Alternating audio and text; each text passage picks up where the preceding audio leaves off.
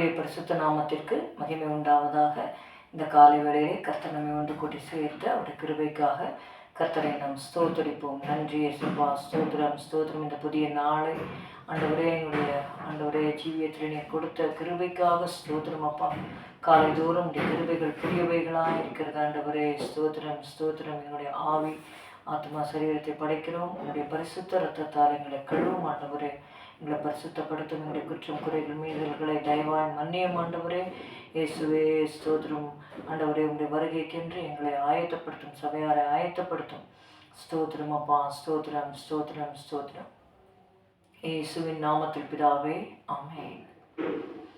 In His presence there is fullness of joy.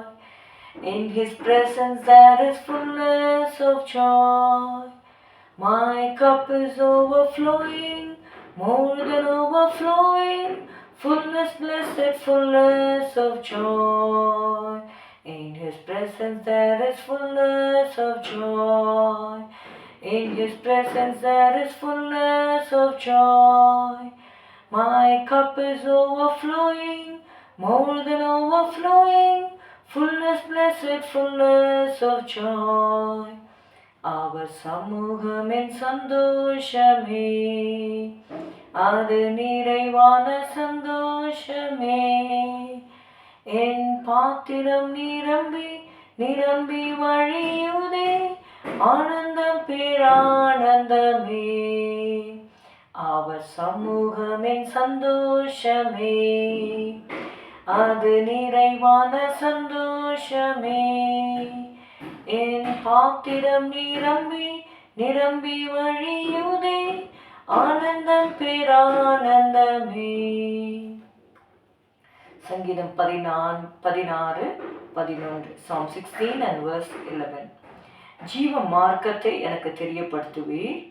உம்முடைய சமூகத்தில் பரிபூர்ண ஆனந்தமும் உம்முடைய வலது பாரிசத்தில் நித்திய பேரின்பமும் உண்டு. Thou wilt show me the path of life. In your presence there is fullness of joy.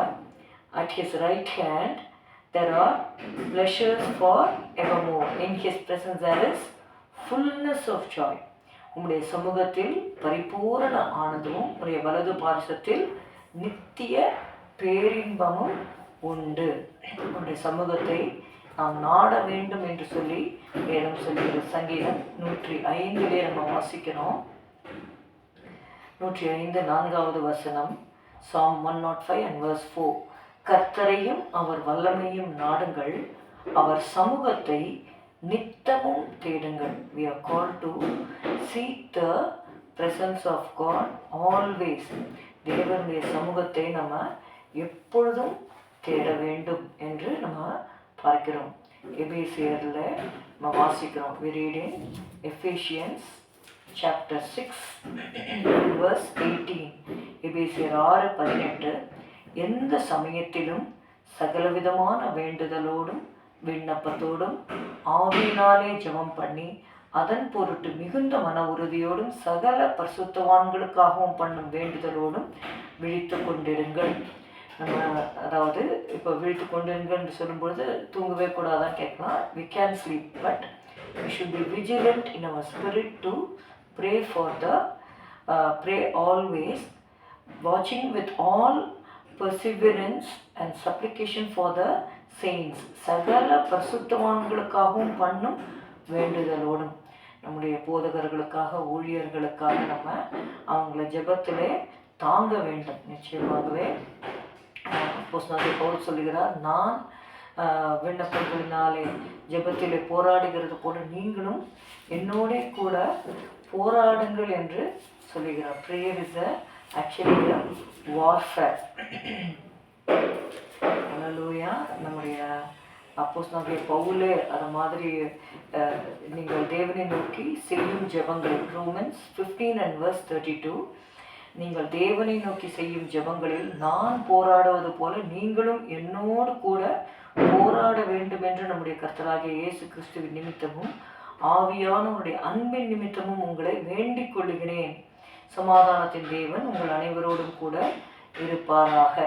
நம்ம நம்ம குடும்பத்தில் தேவன் சமாதானத்தின் தேவன் நம்மோடு கூட இருக்க வேண்டுமானால் நாம் தேவனை நோக்கி செய்யும் ஜெபங்களிலே பவுல் இருக்கிற நாட்களிலே அவர் சொன்னார், நான் போராடுவது போல. அப்போ ஜெபத்தில் போராடி ஜெபிக்க வேண்டிய காரியங்கள் உண்டு. பரிசுத்தவான்களுக்காக நம்ம போராடி ஜெபிக்க வேண்டும். தீய வல்லமைகளை எதிர்த்து நம்ம போராடி ஜெபிக்க வேண்டும். அதனால் எந்த சமயத்திலும் சகல விதமான வேண்டுதலோடும் விண்ணப்பத்தோடும் ஆவியினாலே ஜெபம் பண்ணி, அதற்கு நமக்கு பரிசுத்த ஆவியின் அபிஷேகம் தேவை. ஆவியிலே ஜெபிக்க வேண்டுமானால் நான் அப்போஸ்தலனாகிய பவுல் சொல்ல, நான் ஆவியோடும் பாடுவேன், கருத்தோடும் பாடுவேன், ஆவியோடும் விண்ணப்பம் பண்ணுவேன், கருத்தோடும் விண்ணப்பம் பண்ணுவேன். So you need to be filled with the Holy Spirit to pray in tongues, pray in the Spirit with all supplications. Let's pray. ஸ்தோத்திரம் அப்பா, உம்மை துதிக்கிறோம் ஆண்டவரே. உடைய சமூகத்தை எப்பொழுதும் நாங்கள் நாட, நித்தமும் நாட எங்களுக்கு கிருபை செய்யும் ஆண்டவரே. உடைய சமூகத்தில் பரிபூர்ண ஆனந்தமும் உடைய வலது பாசத்தில் நித்திய பெருமை உண்டு என்று நாங்கள் வாசிக்கிறோம் ஆண்டவரே. இயேசுவே ஸ்தோத்திரம்.